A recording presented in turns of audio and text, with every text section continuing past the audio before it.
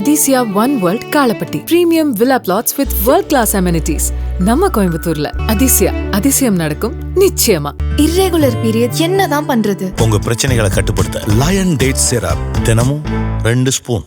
அறுவை சிகிச்சையில் குணம் இது ஆயுட்கால நிவாரணம். டாக்டர் ஸ்ரீவர்மாஸ். நேர்களை வணக்கம். இது சாணக்கியா. இன்று நம்மோடு புவிசார் அரசியல் விமர்சகர் திரு கணேஷ்குமார் இணைந்திருக்கிறார். கேட்பதுக்கு நிறைய இருக்கிறது, கேட்கலாம். வணக்கம். வணக்கம். கரெக்டாக பார்த்தோன்னா ஒரு வருஷம் முன்னாடி போன ஆகஸ்ட், ஜூலை எண்டு ஆகஸ்ட் நேரத்தில் ட்ரம்ப் திரும்பி வர போகிறாரோ, ஒரு வேவ் ஆரம்பிச்சிருச்சோ, பைடனுடைய கான்சியஸ்னஸ் போயிடுச்சோ, ட்ரம்ப் வந்தால் எப்படி இருக்கும், இப்போ இருக்கிற டீப் ஸ்டேட் பிரச்சனைகள்லாம் இருக்காதோ, ட்ரம்ப் வந்ததுக்கப்புறம் இந்தியாவுக்கு பொற்காலமா அப்படின்னு பல கேள்விகள் நம்மளே பேசியிருக்கோம், பலரும் பேசியிருக்காங்க, எக்ஸ்பர்ட்ஸ் எல்லாரும் அதை தான் நினைச்சாங்க. ஒரு வருஷம் டவுன் த லேன் நம்ம பார்க்குறோம் டேரிஃப் வார் வித் இந்தியா. அலை, ஸ்ட்ராட்டஜிக் அலை, குவாட் மெம்பர், என்னுடைய ரைட் ஹேண்ட், என்னோட ஃபியூச்சர் மெம்பர், பார்ட்னர், நேட்டோ விட்டுட்டு நான் இந்தியா கூட தான் வரப்போகிறேன் அப்படின்னு சொல்லப்பட்ட இந்தியாவை டேரிஃப் வாரில் டெட் எக்கானமின்னு விமர்சித்திருக்கிறார் ட்ரம்ப். என்ன நடக்குது? ஜூலை 13, 2024 காதில் பட்டது பக்கத்தில் பட்டிருக்கும் போல இருக்குது. கொஞ்சமாக சிந்தி சதனது அப்படி தான் இருக்குது. இதில் பிரச்சனை ட்ரம்ப் அவர்கள் கிடையாது. நான் திருப்பி நான் ட்ரம்ப் சப்போர்ட்டர், அப்புறமா ட்ரம்ப் ஆதரவாளர் அப்படின்ற மாதிரிலாம் விட்டுட்டு ட்ரம்ப்பை தவிர வேறு யார் வந்தாலும் இதை தான் செஞ்சுருப்பாங்க. அவ்வளோதான். அது அவன் நாட்டோடைய ஆட்சியாளர்கள் அப்படி தான் இருப்பாங்க.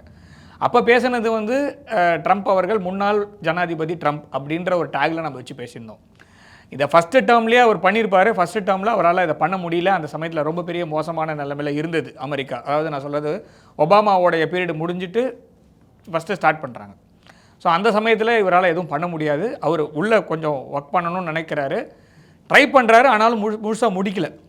அதை அதாவது என்ன சொல்கிறதுனா இன்கம்ப்ளீட்டாக விட்டுட்டு அப்படியே வெளியில் போனது தான் அந்த செகண்ட் டேர்ம். அவர் தான் வந்திருக்கணும், அதுக்கு பதிலாக பைடன் வந்துட்டார். ஸோ இந்த டேர்ம் ஃபேஸ் பண்ணும்போது அவருக்கு உள்நாட்டில் நிறைய அழுத்தங்கள் இருக்குது. அதுதான் நம்மளால் பார்க்க முடியுது.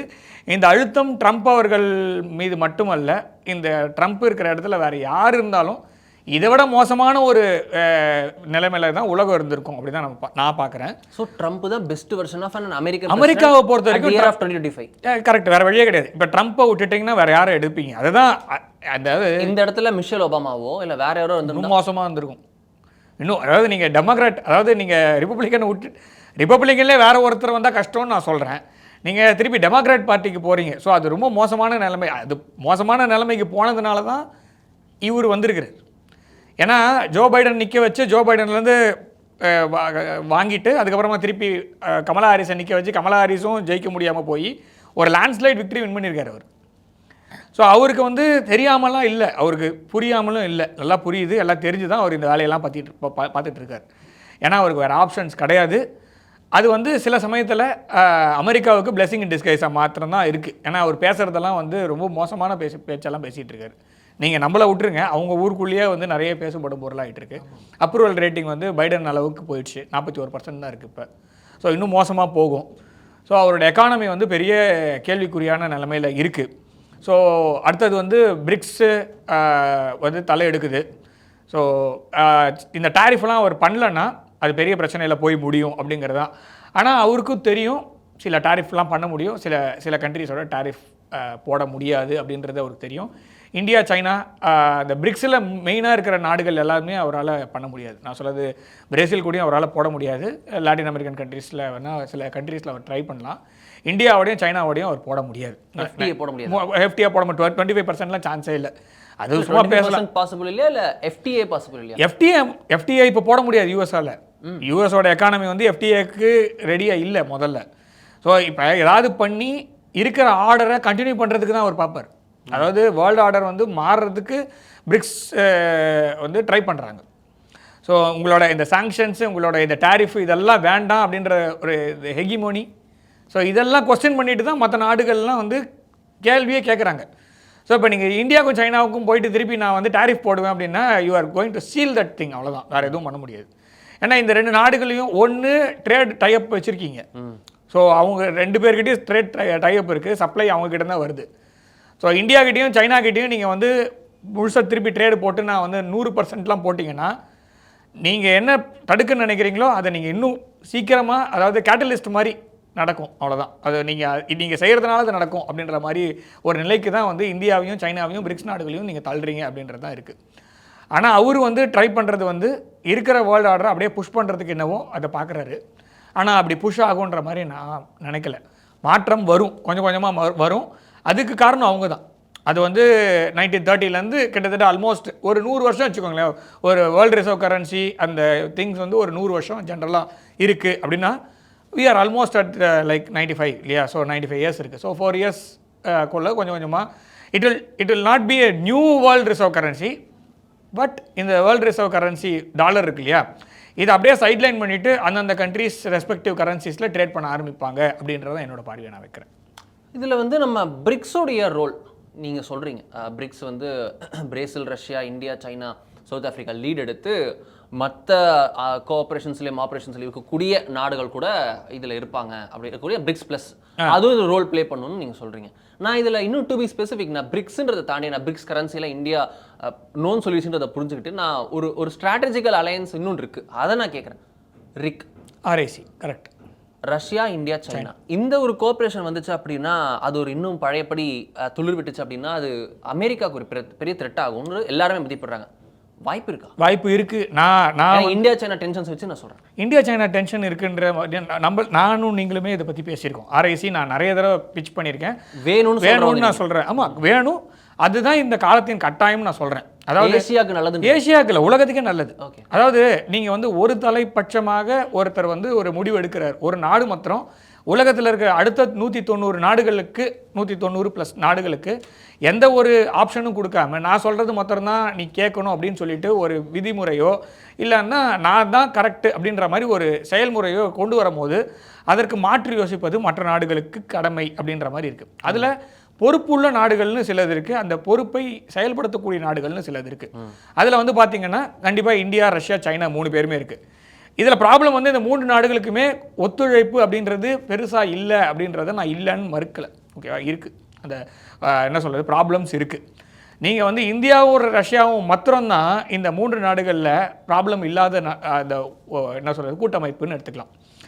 ரஷ்யாவுக்கும் சைனாவுக்கும் பிரச்சனை இருக்குது, இந்தியாவுக்கும் சைனாவுக்கும் பிரச்சனை இருக்குது. ஸோ இப்படி இருக்கும்போது நான் இந்த RIC வந்து நான் சொல்கிறது வந்து செயல்படுமா, செயல் அளவுக்கு வருமானா, சைனா வந்து okay let us leave out all other திங்ஸ்லாம் வந்து பார்டர் டிஸ்பியூட் ரஷ்யாவோடய இருக்குது, இந்தியாவோடய இருக்குது.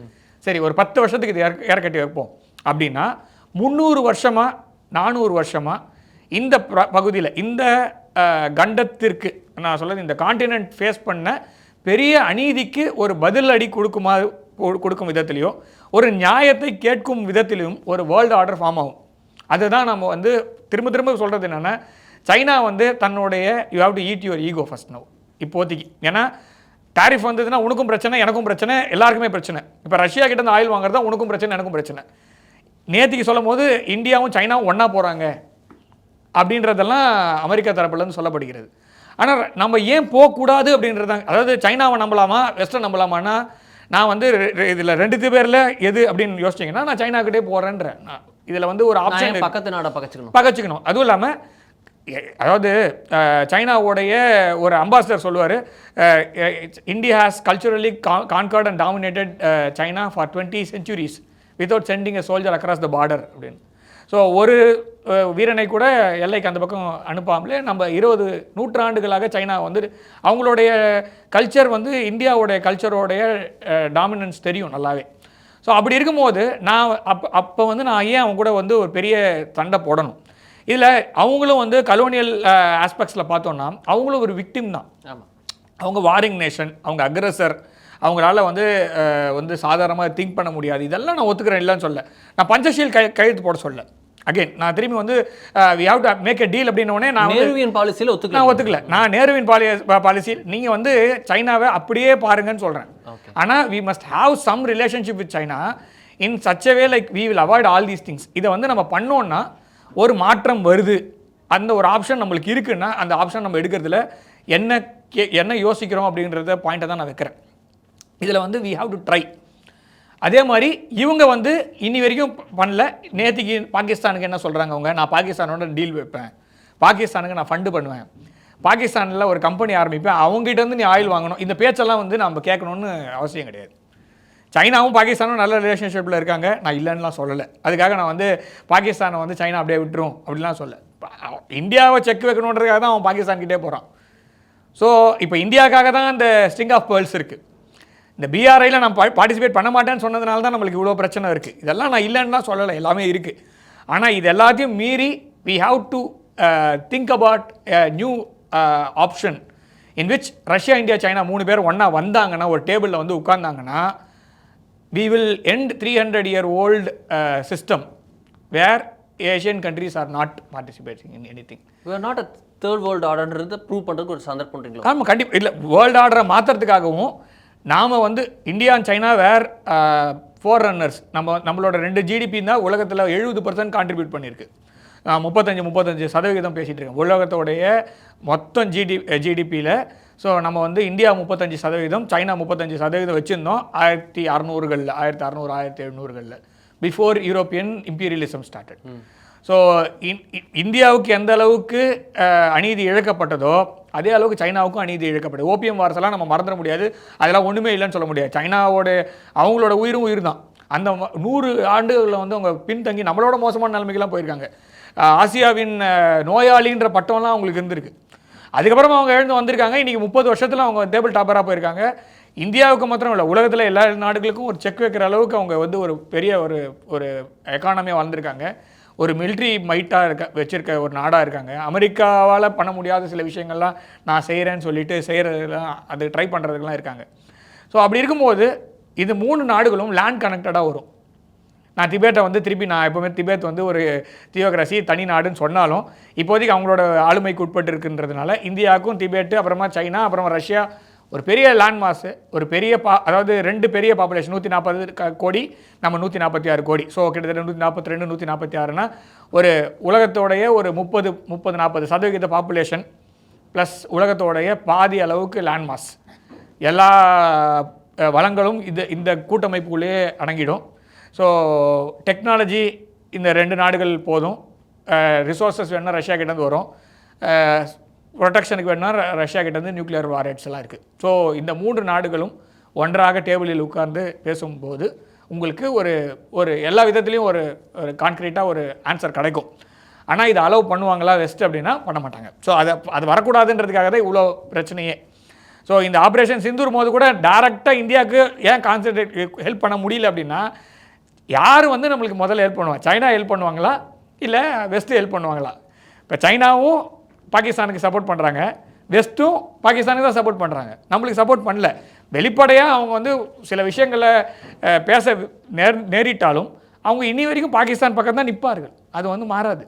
ஸோ நீங்கள் அவங்களுடைய ஃபாரின் பாலிசியே இந்தியாவும் ரஷ்யாவும் சேரக்கூடாது அப்படிங்கிறதுல ரொம்ப குறியாக இருக்காங்க. இந்தியாவுக்கும் சைனாவுக்கும் கொம்பு சீவி விட்டோன்னா, அதை தான் நடுவில் ஒரு எக்கானமிஸ்ட் வந்து பேசியிருந்தார் வெஸ்டர்ன் இதில் ஃபோரமில், இந்தியாவுக்கும் சைனாவுக்கும் பெரிய சண்டை வந்ததுன்னா இருக்கிற வேர்ல்டு ஆர்டர் அப்படியே கண்டினியூ ஆகும். ஆமாம். ஸோ நீங்கள் 2 பேர் முட்டிகிட்டு சாவுங்க, நாங்கள்லாம் நல்லா இருப்போம், அதுதான் அவங்களோட எண்ணம். அதுக்கு வந்து இடம் கொடுக்காமல் இந்தியாவும் சைனாவும் இப்போதைக்கு பேச்சுவார்த்தை நடத்துகிறாங்க. ஜெய்சங்கர் அவர்கள் போயிட்டு வந்தார். ஸோ அடுத்தது வந்து இப்போ இந்த மாதம் வந்து அஜித்குமார் தோவல் அவர்களும் ஜெய்சங்கர் அவர்களும் மாஸ்கோவா போகிறாங்க 2 பேருமே. ஸோ இந்த அச்சு கிரியேட் ஆச்சுன்னா அவங்களுடைய ஆசையில் மண்ணள்ளி போடுற மாதிரி இருக்கும். ஸோ இதை தான் நம்ம பார்க்கணும். ஸோ அதனால தான் நான் ஆர்ஐசியை வந்து ரொம்ப நாளாக நம்ம பேசிகிட்டு இருக்கோம், எழுதிட்டு இருக்கோம். அப்படின்னா ஆர்ஐசினால் அட்வான்டேஜஸ் ஜாஸ்தி. அதில் வந்து நடக்குமா நடக்காதா அப்படின்றது வந்து அப்புறமா பேசலாம். நடந்ததுன்னா இது ஒரு பெரிய ஒரு கேம் சேஞ்சராக இருக்கும். It will B a new world order அப்படின்றது தான் நம்ம பார்க்குறோம். ஸோ இருக்கிற வேர்ல்டு ஆர்டரில் நம்மளுக்கு அட்வான்டேஜஸ் கிடையாது. ஸோ நம்ம திருப்பி எப்போவுமே ஒருத்தரை நம்பி தான் இருப்போம். இல்லைனா அவர் என்னைக்காவது ஒரு நாள் ஏணியை வாங்கிட்டாருன்னா நம்ம பொத்துன்னு கீழே விழுவோம். ஸோ இவ்வளோ நடந்த பிறகும் யூஎஸ் வந்து யூஎஸோட சாங்ஷன்ஸ்லேருந்து நம்ம தப்புவோமா மாட்டோமான்ற கேள்வி இப்போ இருக்கா இல்லையா? நம்ம வந்து ட்ரம்ப் வந்தால் நடக்காது அப்படின்லாம் பேசிகிட்டு இருந்தோம். ஆனால் இப்போ நம்மளுக்கு இருக்கா? இப்போ நான் சொல்கிறது வந்து லாஸ்ட் 1 மந்த்தாக. ஸோ சாங்ஷன்ஸ் வரலாம், சான்சஸ் இருக்குது. என்னுடைய நண்பனான்னு வச்சு பார்க்கும்போது நான் தான். ஒரு அம்மாவும் பையனையும் தூக்கி தண்ணியில் போட்டிங்கன்னா 2 பேர் அம்மா தான் பையன் தான், எல்லாமே பிரச்சனையே கிடையாது. ஆனால் அந்த உயிர் வந்து என்ன பண்ணோன்னா அடுத்தவனை அழுத்தி தான் மேலே வரும். இது வந்து நேச்சுரல் டெண்டன்சி. ஸோ நீங்கள் இந்தியாவும் அமெரிக்காவும் கூட்டமைப்பில் இருக்குது, நல்ல நட்பு நாடு எல்லாம் ஓகே. அமெரிக்காவோட சர்வைவல்னு வரும்போது அமெரிக்காவை பொறுத்த வரைக்கும் அவங்க இன்ட்ரெஸ்டாக இருக்குது. இது வரைக்கும் அவங்க 250 வருஷமாக அதை தான் பண்ணியிருக்காங்க. சுயநலம் அவங்களோட பாலிசி அவ்வளோதான். என்னுடைய சர்வைவலுக்காக நான் என்ன வேணால் செய்வேன். ஸோ அப்படி செய்யும் போது ஆட்டோமேட்டிக்காக என்ன ஆகும், அவங்க தூக்கி நம்மளை தண்ணியில் போட்டு முக்கிட்டு அவங்க பாட்டு போயிட்டே தான் இருப்பான். இது மாறவே மாறாது. இது ஆரம்பத்துலேருந்தே அவங்களுடைய பாலிசி அப்படி தானே இருக்குது. ஸோ ஹென்ரி கிஸிங்கரோட பாலிசி தான் நம்ம பார்த்துட்டு இருக்கோம். America doesn't have any friends, it has only interest. So அப்போ இன்ட்ரெஸ்ட்டு, அவனோட இன்ட்ரெஸ்ட் என்னவோ அவனோட இன்ட்ரெஸ்ட் என்ன இப்போ டாலர். ஸோ அப்போ அந்த டாலரை காப்பாற்றணுன்னா நான் வந்து என்ன பண்ணணுமோ அதை தான் இப்போ பண்ணிகிட்டு இருக்கேன் ட்ரம்ப்பு. அமெரிக்கா அப்படின்ற ஒரு நாடு சர்வைவ் ஆகணும், அமெரிக்கா ஃப்ரண்ட்டில் போகணும் அப்படின்னா டாலரோடைய அந்த ஹெகிமோனி இருக்கணும். Dollar as a world reserve currency இருக்கணும். டாலர் மாத்திரம் தான் ட்ரேடிங் கரன்சியாக இருக்கணும். நீங்கள் டாலரை தூக்கி போட்டு நீங்கள் ரூபிள் ருப்பியில் பண்ணிங்கன்னா ரூபிள் யுவானில், ரூபிள் யூரோவில், அந்த மாதிரி யூரோவுக்கே அவங்க பிரச்சனை பண்ணியிருக்காங்களே. வென்எவர் யூரோ அப்படி யூரோ வந்து டாலரை விட அப்படி கிராஸ் பண்ணுச்சுன்னா there will be some unrest in European union. நீங்கள் செக் பண்ணி பாருங்கள். ஃப்ரெண்டு தான் நீங்கள் சொல்கிறது வந்து இவங்களுடைய மூத்த என்ன சொல்ல பூர்வக்குடி, இவங்க அங்கேருந்து போனவங்க தான். இருந்தாலும் மான்ட்ரோ டாக்டரின் வரும், நீ எப்படி என்னை டிக்டேட் பண்ணுவேன், நான் சொல்கிறது தான் சட்டம். ஸோ அப்படி தான் நம்ம பார்க்கணுமே தவிர இதில் ட்ரம்ப்போ அமெரிக்காவோ நம்ம வந்து வருத்தப்படுறதுக்கு எதுவும் இல்லை, இவங்களுடைய பாலிசியை தான். ஸோ இந்த பாலிசியை மாற்றுறதுக்கு ஒரு சான்ஸ் இருக்குது அப்படின்னா அதை என்ன பண்ணணுமோ அதை தான் நம்ம பார்க்கணும்.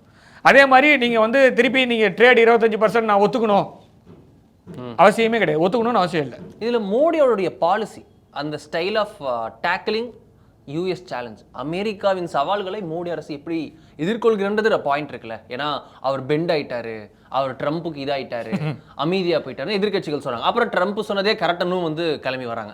மோடியோட பாலிசி எப்படி இருக்கு? மோடியோட பாலிசி ஐ வில் ரேட் 100. ஏன்னா இது வந்து அமெரிக்காக்காரன் குழம்பி போயிருக்கான். மோடி இதில் நீங்களும் நானும் பேசுறதுல ஒன்றுமே இல்லை. அமெரிக்காக்காரனே என்ன யோசிக்கிறாங்க, அமெரிக்காவுடைய அந்த ஆளும் வர்க்கம் இருக்கு இல்லையா, இவரை எப்படி டாக்கிள் பண்ணுறதுன்னு தெரியல. 25% 100% போட்டு சைனா மாதிரி டீல் பண்ணுறதா இல்லை ஃப்ரெண்ட்லியாக ட்ரீட் பண்ணுறதா? நான் பேசினா தானே உங்களுக்கு பிரச்சனை, நான் பேசவே இல்லை. நான் ஏதாவது சொன்னால் நீ ஏதாவது ரியாக்ட் பண்ணுவேன், நான் சொல்லவே இல்லை. இப்போ இந்த ஸ்ட்ராட்டஜிக் சைலன்ஸ் இருக்கு இல்லையா, அது வந்து காது கொடுத்து கேட்க முடியாத அளவுக்கு தான் அமெரிக்கா இருக்குது. இன்னொன்று, அமெரிக்காவால் டைரெக்டாக இந்தியா மேலே இப்போ அந்த டாரிஃபை இம்போஸ் பண்ண முடியாது. அவங்க எக்கானமி அடி வாங்கும். ரெண்டாவது, அவங்க பண்ண முடிஞ்சிருந்ததுன்னா எப்போ பண்ணியிருப்பாங்க. நீங்களும் நானும் உட்காந்து பேசிகிட்டு இருக்கலாம் மாட்டோம். அவங்களுக்கு அடி வாங்குவோன்றதுனால தான் அந்த டாரிஃப் வந்து இன்னி வரைக்கும் நிற்கிது. நீங்கள் அதை முதல்ல புரிஞ்சுக்கணும். அமெரிக்காவோடைய வே ஆஃப் ஹேண்ட்லிங் திங்ஸ், அமெரிக்காவுடைய way of handling adversaries as well as hostilities நீங்கள் பார்த்தீங்கன்னா அவங்க யோசிக்கலாம் மாட்டாங்க. They will apply it and then go, அவ்வளோதான். இதை தான் நீ எடுத்துக்கோ அப்படின்வாங்க. அப்படி தான் இருக்குமே தவிர இப்போ நான் உட்காந்து பேசுகிறேன், நான் வந்து இதை பண்ணலாமா வேண்டாமா அப்படிலாம் US will never negotiate. US வந்து என்றைக்குமே பாயிண்ட் ஆஃப் ஸ்ட்ரென்த்தில் தான் அவங்க ஆக்டே பண்ணுவாங்க. ஸோ இன்றைக்கி வந்து அவன் வந்து 25% இரு நான் வைக்கிறேன், நான் 7 நாள் தள்ளுறேன் அப்படின்னா இந்த 7 நாள் போஸ்ட்போன் பண்ணது வந்து நமக்காக கிடையாது, அவங்களுக்காக. அவங்க இதோடைய சாதக பாதகங்கள் பார்ப்பாங்க. ஸோ அப்படி அடி வாங்கும், அவனோட எக்கானமி அடி வாங்கும்னு தெரிஞ்சதுன்னா இந்த 7 நாள்ன்றது திருப்பி ஒரு 20 நாளாக தள்ளும். அந்த 20 நாள்லேருந்து 90 நாளாக தள்ளும். இது போகுமே தவிர, ஆனால் ஒன்ஸ் அது வந்து அவங்களுக்கு என்றைக்கு ஃபேவராக ஆதோ அன்றைக்கி தே வில் இம்ப்ளிமெண்ட் இட், அவ்வளோதான். அதுக்கு மேலே உங்களை கேட்கவே மாட்டாங்க. இது எடுத்துக்கோ அப்படின்றவாங்க, அவ்வளோதான். இந்த சந்தோஷ் சுப்ரமணியம் பிரகாஷ் ராஜ் மாதிரி தான், 2த்துல 1 தோடுன்ற மாதிரி தான் இருக்கும். ஸோ அப்போ அவங்களுடைய பாலிசி இப்போ வந்து நம்மளுக்கு வெயிட் பண்ணுது அப்படின்னா நாம் கரெக்டான பொசிஷனில் போயிட்டுருக்கோம். நாம் பெண்ட் பண்ணோன்றதெல்லாம் இல்லை, நாம் என்ன பண்ணுறோன்றதே அவங்களுக்கு புரியல அப்படின்றது தான் கரெக்டு. ஸோ அதை வந்து இந்த சைலன்ஸ் வாங்கி கொடுத்துருக்குன்னா அந்த சைலன்ஸ்க்கு நான் 100 மார்க் தான் கொடுத்தாகணும். ஏன்னா நான் பேசிட்டேன்னா அது பெரிய பிரச்சனை ஆகிடும். எலான் மஸ்க்குக்கும் ட்ரம்ப்புக்கும் எப்படி இருந்தது, நல்லா தானே போயிட்டு இருந்துச்சு. இவர் பேசினார், அவர் பேசினார், 2 பேர் பேசிட்டாங்க. இப்போ எலான் மஸ்க் பற்றி நியூஸ் எதாவது வருதா? ஏதாவது அவர் கட்சி ஒன்று ஆரம்பித்தார், அதுக்கப்புறம் எங்கே போனார்னே தெரில. இந்த அப்படியே இந்த சதுரங்க வேட்டையில் காந்தி பாபு அப்படியே அடுத்த நியூஸில் போகிற மாதிரி இப்போ எங்கே இருக்காருன்னே தெரில இல்லை news. So that is how it happens. So அவங்களுக்கு எப்படி தள்ளணும்னு தெரியும். ஸோ அப்போ அந்த மாதிரி நான் ஆகாமல் இருக்கணும், நான் வந்து என்னுடைய எண்ணங்கள் ஜெயிக்கணும் அப்படின்னா சில சமயத்தில் அமைதியை கையாள்வது நல்லது அப்படின்னா அந்த அமைதியை எடுப்பது நல்லது. அதை தான் மோடி அவர்கள் செஞ்சு. இது வரைக்கும் மோடி அவர்கள் பெண்ட் ஆகிட்டார்னு சொல்கிறாங்கல்ல, என்ன பெண்ட் ஆகிட்டார்னு சொல்லுங்களேன். அதுக்கும் பதில் கிடையாது. ஏன்னா அவர் சைலண்ட்டாக இருக்கிறது தான் அவங்களுக்கும் பதில் கிடையாது. குழம்பி நீங்கள் பாட்டு அடிச்சு சாவுங்கடா, குழம்பிட்டே இருங்கடா அப்படின்ற மாதிரி தான் இருக்கே தவிர நான் யாருக்கும் பொருளாக நான் எதுவும் பேசலை அப்படின்றது தான் கரெக்டு. ட்ரம்ப் இன்றைக்கி ஒன்று பேசியிருக்கார் ஒயிட் ஹவுஸ் ஸ்போக்ஸ் பர்சனை பற்றி. அதுதான் இப்போ அங்கே பேசிகிட்டு இருக்காங்க. ஸோ அது ஒரு டேக் டைவர்ஷனாக இருக்கும். ஸோ இந்த மாதிரிலாம் நம்ம பேசணும்னு அவசியம். இதே வார்த்தை, அதாவது ட்ரம்ப் அவர்கள் கையாண்ட வார்த்தையோ ட்ரம்ப் அவர்கள் பேசுகிற இது விதத்தையோ வேற ஒரு நாட்டோட தலைவர் பேசியிருந்தா இங்கே இருக்க ஊடகங்களும் அமெரிக்க ஊடகங்களும் மேற்குலக ஊடகங்களும் எப்படி எழுதியிருப்பாங்கன்னு யோசிச்சு பாருங்க. ட்ரம்ப்பை விட்டுருங்க, நீங்கள் மோடியை கூட விட்டுருங்க, புட்டின் அவர்கள் இதை மாதிரி ஏதாவது ஒரு வார்த்தை சும்மா சாதாரணமாக விட்டுருந்தாருன்னு வச்சுக்கோங்க, இல்லை ஜி ஜின்பிங் விட்டுருக்காரு, எல்லாம் இவங்களோட ஃப்ரெண்டாக இருக்கக்கூடிய கனடாவுடைய இப்போ இருக்கக்கூடிய பிரைம் மினிஸ்டர் பேசியிருந்தாலும் இந்த மாதிரி எழுதியிருப்பாங்க அவங்க. ஓகேவா? ஸோ இப்போ புரியுதுங்களா? அதாவது இங்கே ப்ராப்ளம் வந்து பேசுறதுன்றது முக்கியம் இல்லை, யார் பேசுறதுன்றது தான் முக்கியம். அதில் என்ன பேசினாலும் அதை கரெக்ட் பண்ணுறதுக்காக இவங்க மாற்றிப்பாங்க. ஸோ அப்போ நான் பேசாமல் இருக்கிறது மாத்திரம்தான் எனக்கு அட்வான்டேஜ் அப்படிங்கிறத மோடி அவர்கள் நல்லா புரிந்து கொண்டார். ஸோ அமெரிக்காவில் இருக்கும்போதே கூட அவர்களுக்கு நிறைய கேள்விகள் கார்னர் பண்ணுற மாதிரி வைக்கும்போது கூட அவர் அமைதி காத்தார். உடனே மோடிக்கு இங்கிலீஷ் புரியலன்னு நான் திரும்ப சொல்லுவேன். நான் இதுக்கு முன்னாடி ஒரு விஷயத்தில் இன்டர்வியூவில் கூட நம்ம இதை பற்றி பேசணும், திருப்பி நான் அதை சொல்கிறேன். என்னென்னா, அதாவது மோடி அவர்களும் ட்ரம்ப் அவர்களும் பக்கத்தில் இருக்கும்போது மோடி அவர்கள்கிட்ட கேட்கப்பட்ட கேள்வி, ட்ரம்ப் பெரியாளா பைடன் பெரியாளா, இவங்க 2 பேரும் எப்படி ரேட் பண்ணுவீங்க, யார் நல்ல பிரசிடென்ட்டு? மோடி அவர்கள் அப்படியே நின்னார். அந்த சைலன்ஸ் தான் இனி வரைக்கும் இந்தியாவை வந்து அந்த ஊர் பாப்புலேஷன்லேயே ஒரு மரியாதையோட ஒரு ஃபிகராக நிற்க வைக்குது. எவ்வளோ நேரம் ஆகும் சொல்ல போது பதில் சொல்கிறதுக்கு? இங்கிலீஷ் புரியாதுன்னு சொல்கிறவங்கலாம் வந்து அவங்க போய் படிக்கட்டும். சரியா? ஸோ இங்கே ப்ராப்ளம் வந்து அது கிடையாது. மோடி ஜெயிக்கிறாருன்றதுக்கு சில பேருக்கு வருத்தமாக இருக்குது, அது ஒன்றும் பண்ண முடியாது, அவ்வளோதான். ஸோ மோடி ஜெயிச்சாதான் நீங்கள் ஜெயிக்க முடியும். இங்கே இருக்கிறவங்களுக்கு சொல்கிறேன், நாளைக்கு வந்து சப்போஸ் டாரிஃப் போட்டாங்கன்னா 30% 40% எல்லாத்துலேயும் விலை ஏறும். ஓகேவா? நான் ஒத்துக்கிட்டாலும் எனக்கு 30% ஏறும். இதில் வந்து இப்போ நீங்கள் 2 விஷயம் பார்க்கணும். நான் வந்து ரஷ்யன் ஆயில் இப்போ நான் 25% ஒத்துக்கிறதோடு அது நிற்க போகிறதில்ல. நான் 25% ஒத்துக்கிறேன் அப்படின்னா அடுத்த நிமிஷம் நீ ரஷ்யா கிட்டேருந்து ஆயில் வாங்காத நிறுத்துன்னு சொல்லி வரும். ஓகேவா? இங்கே ப்ராப்ளம் அதுதான். அடுத்த நம்பர் நீங்கள் ஆட் பண்ணிட்டே போங்க.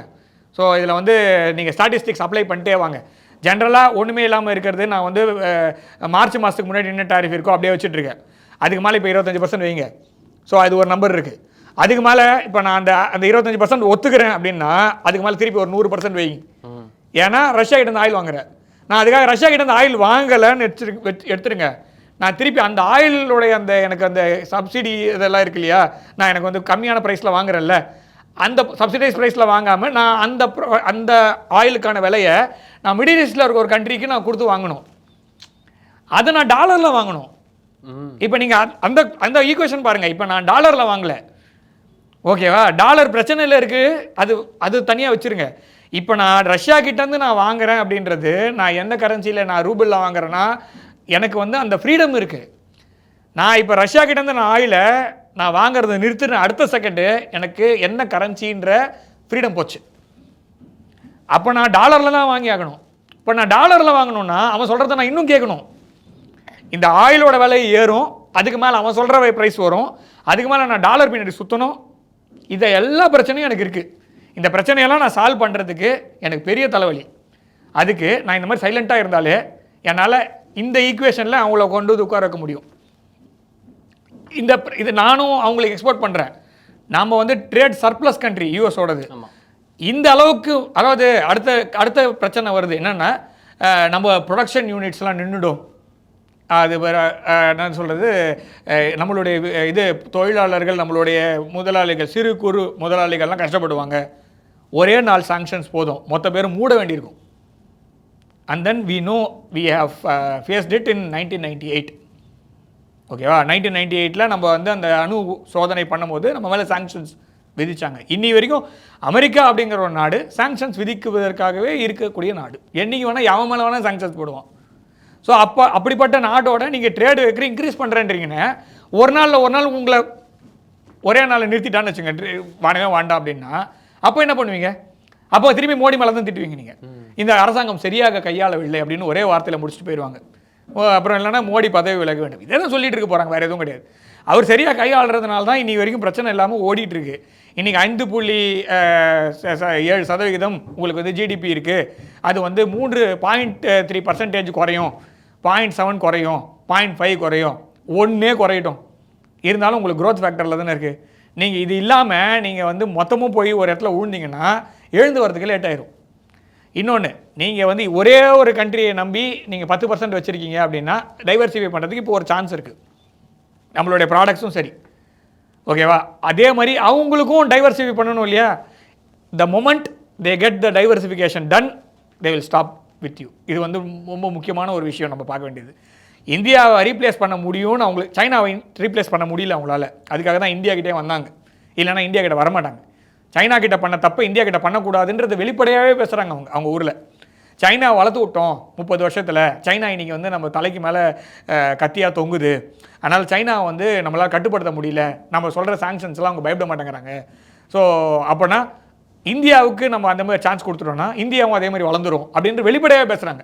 அப்படி இருக்கும்போது நம்ம எவ்வளோ ஜாக்கிரதையாக இருக்கணும், நம்ம எவ்வளோ பயப்படணும். நான் வந்து சொல்கிறது வந்து ஆல்டர்னேட்டிவ் யோசிக்கணும்னு நான் சொல்கிறேன். இந்தியா யோசிக்கணும் ஆல்டர்னேட்டிவ். அதுக்காக அங்கே இருக்கிறவங்களாம் திரும்பி வரணும்னு சொல்ல.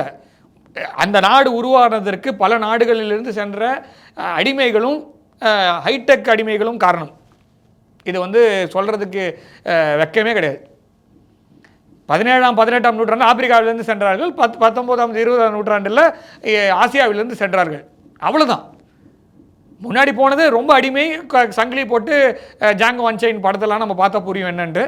இப்போ இருக்கிறது வந்து சத்யம் சிவம் சுந்தரம்லேருந்து பார்த்தா தெரியும். கம்பெனி ஓனர் அவங்க கிடையாது, ஆனால் கம்பெனியோடைய சிஇஓ எல்லாமே நம்ம ஆளுங்க. ஆனால் ஓனர்ஸ் அவங்க தான். ஸோ அவங்க எடுக்கிறது தான் டெசிஷன். ஸோ அப்போ அந்த நாடு வளர்கிறதுக்கு வெளியிலேருந்து போனவங்க தான். அது வந்து அந்த நாடோடைய வளர்ச்சியே அதை நம்பி தான் இருக்கிறது. அந்த நாடே வந்து இந்த H1B அப்படிங்கிறது ஒரு மிகப்பெரிய வெப்பன் அவங்களுக்கு. நான் என்ன சொல்கிறேன், அந்த ஊரில் போய் அந்த ஊரை வளர்த்து விட்டாங்கல்ல, நம்ம ஊர்லேருந்து போயிட்டு. நான் சொல்கிறது ஒரு 50 வருடங்களுக்கு முன்னாடி 30 வருடங்களுக்கு முன்னாடி போய் அவங்களும் சிட்டிசனாக தானே இருக்காங்க. இப்போ அவங்களும் அந்த நாட்டோடைய பிரஜைகள் தானே. ஆரிஜின் தான் Indian origin, but they're American citizens. அவன் ஏன் திரும்பி வரணும்? அவனுக்கு அந்த உரிமை இருக்குல்ல அந்த நாட்டில். இப்போ ஐரோப்பா ஒன்றியத்துலேருந்து போய் தானே அவங்க அந்த நாட்டில் இருக்க பூர்வ குடிகளெல்லாம் அடித்து ஓரம் கட்டிட்டு இவங்க போய் உட்காந்துருக்காங்க. 249 வருடங்களில் ஒரு பிரசிடென்ட் கூட பெண் கிடையாது, ஒரு பிரசிடென்ட் கூட பூர்வ குடி கிடையாது. எல்லாம் ஒரே இனத்தை சார்ந்தவர்கள், ஒரே மதத்தை சார்ந்தவர்களாக இருக்கிறாங்க. ஸோ மாற்றுங்க. இப்போ தானே உங்களுக்கு ஒரு ஆப்ஷன் வந்தது. இவ்வளோ நாள் கழிச்சு ஒரு பெண், அதுலேயும் வந்து பாதி இந்தியன் பாதி ஆஃப்ரிக்கன். ஸோ ஒரு வைஸ் பிரசிடென்ட் சான்ஸ் கிடச்சிருக்கு. பிரசிடென்ட் ஆகுங்க. இந்த நீங்கள் திருப்பி அனுப்புகிற அளவுக்கு விடாதீங்க. அங்கே இருக்க சட்டத்திட்டங்களில் என்ன இருக்குன்னு பாருங்கள். அமெரிக்காவுடைய ஒரு பெரிய ப்ளஸ் பாயிண்ட் என்னன்னா, சட்டம் எதெல்லாம் வேணுமோ அதை வச்சுப்பாங்க, எது வேணுமோ மாற்றுவாங்க. அப்படிப்பட்ட நாடு தான் இருந்தது. இப்போ அப்படி இல்லை, அது வேறு விஷயம். ஆனால் எது நியாயமான ஒரு விஷயமோ அதை எடுத்து மாற்றக்கூடிய நிலைமையில் தான் இருந்தாங்க அந்த ஊரில். அப்ரஹாம் லிங்கன் வந்து எப்படி அந்த பாலிசி சேஞ்ச் கொண்டு வந்தார். இன்றைக்கி ட்ரம்ப் வந்து இவங்களெல்லாம் வெளியே அனுப்பி இவங்கெல்லாம் இந்த ஊரில் பிறந்தவங்களாம் இந்த ஊருக்கு சிட்டிசன் கிடையாதுன்றாரு. இதுக்காக தானே தகராறுன்னு இருந்தது 1850 60 ஸோ அதெல்லாம் மாற்றிருக்காங்கல்ல. அப்போ எதுக்கு அவங்கெல்லாம் திரும்பி வரணும்? அந்த நாட்டை உருவாக்குனதில் அவங்களுக்கு அந்த பங்கு இருக்குது. ஸோ அவங்க அங்கேயே இருக்கட்டும். அவங்க இருந்து அவங்களுக்கான உரிமைகள் அந்த ஊரில் கொடுக்கப்பட வேண்டும்ன்றது தான் நம்ம பார்க்குறோம். ஸோ அவங்களாம் திரும்பி வரணும்லாம் வந்தால் வரட்டும், அது வேறு விஷயம். அது திருப்பி எப்படியா இருந்தாலும் இட் வில் ஆல்வேஸ் ரிட்டர்ன் ஆக்சுவலாக. ஆனால் இங்கே நம்ம பார்க்க வேண்டிய விஷயம் என்னென்னா, அமெரிக்கா அந்த சாங்ஷன்ஸ் அப்படிங்கிறத நிறுத்த மாட்டாங்க.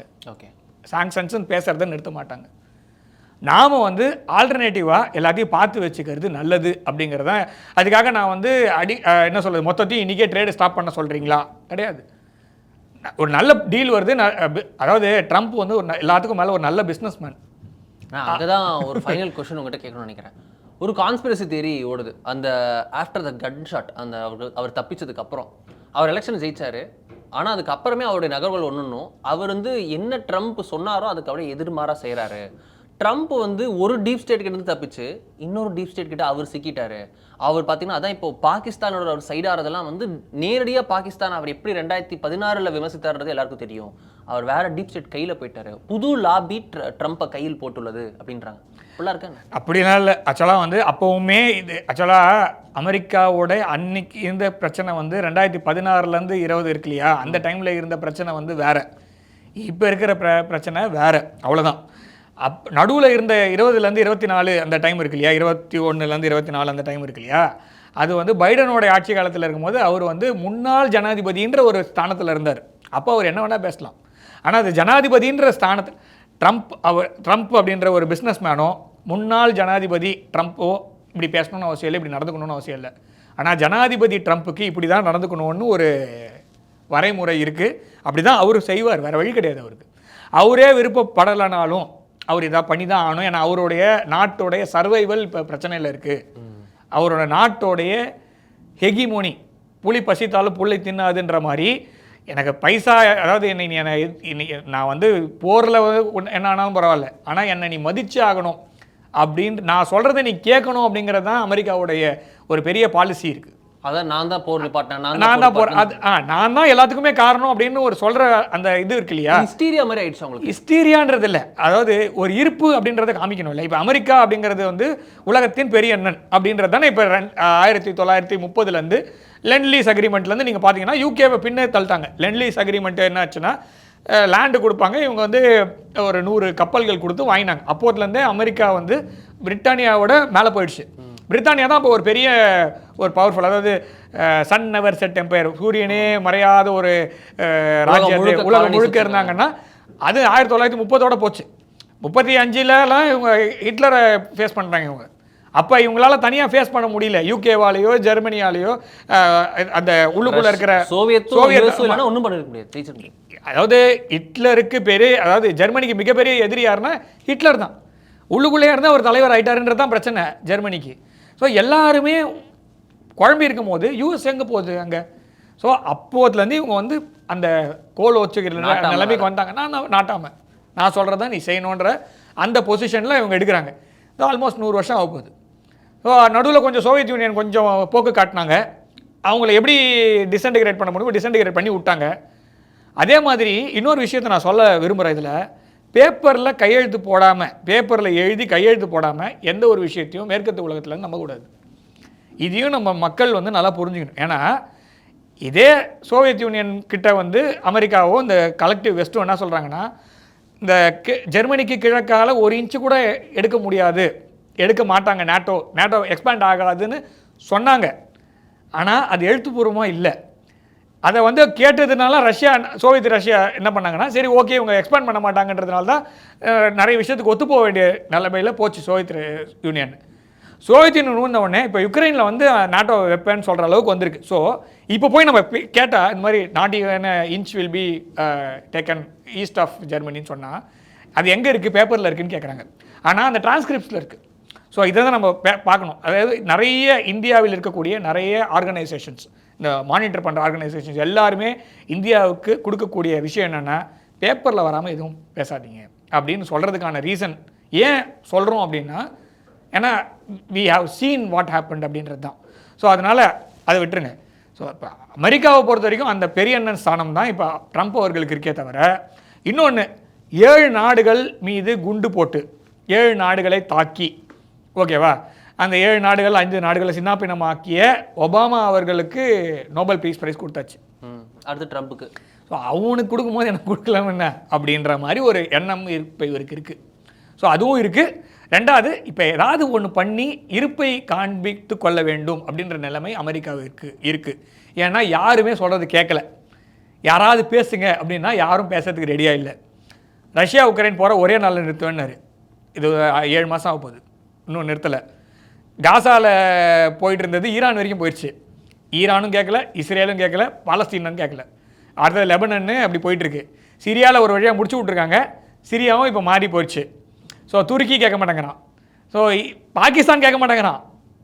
ஸோ இந்தியா விட்டுருங்க, பாகிஸ்தானே கேட்கக்கூடிய நிலைமையில் இல்லை, சைனா கிட்டேருந்து வாங்கி வச்சுருக்கேன் எல்லாத்தையும். ஸோ இப்போ யாருமே கேட்க முடியல அப்படின்னா, நான் உலகத்தில் நாட்டாமல் நான் ஒருத்தர் எதுக்கு இருக்கேன் அப்படின்ற ஒரு அந்த எக்ஸிஸ்டன்ஷியல் த்ரெட்டு அப்படின்ற மாதிரி ஒன்று வருது. ஏன்னா அமெரிக்காவுக்கு இருப்பு அப்படின்றது சில விஷயங்கள்லாம் இருக்குது. அந்த வேலையெல்லாம் செஞ்சால் மாத்திரம் தான் அவங்க அந்த அந்த ஸ்தானத்துலேருந்து இருப்பாங்க, இல்லைன்னா கீழே விழுந்துருவாங்க. யூகே இந்தியாவோட FTA போடுறாங்க. ஸோ அடுத்தது யூரோப்பியன் யூனியன் வந்துட்டாங்கன்னா, ஸோ யாருமே என்னை மதிக்கலை அப்படின்னா கூட இருக்கிறவங்களே நிற்கலை. 5A கொஸ்டின் மார்க்கில் இருக்குது. ஏன்னா இவர் பேசுகிறதெல்லாம் அந்த மாதிரி தான் இருக்குது. 51வது ஸ்டேட்டாக மாற்றுவேன்னா அவன் கனடா எப்படி வருவான், ஆஸ்திரேலியாவை எப்படி நீங்கள் ஹேண்டில் பண்ணுறீங்க, நியூசிலாண்டை என்றைக்காவது பார்த்துருக்கீங்களா? கிடையாது. ஸோ இப்படி இருக்கும்போது உங்கள் கூட யார் நிற்பா அப்படின்ற கேள்வியை தான் இப்போ கேட்குது. அதுக்கு நான் வந்து இருப்பை காண்பித்துக் கொள்வதற்காக தான் இந்த எல்லாமே. ட்ரம்ப் அவர்களுக்கு வேறு ஆப்ஷன் கிடையாது. ட்ரம்ப் அவர்கள் வேறு பண்ணணும்னு நினச்சாலுமே பண்ண முடியாத நிலைமையில் தான் இருக்கிறார் அப்படின்ற மாதிரி தான் நான் பார்க்குறேன். ரொம்ப நன்றி திரு கணேஷ்குமார். நம்மளோட ரொம்ப டீட்டெயிலாக பல விஷயம் குறித்து பேசியிருக்காங்க. மிக்க நன்றி. நன்றி. ஜெயந்த்.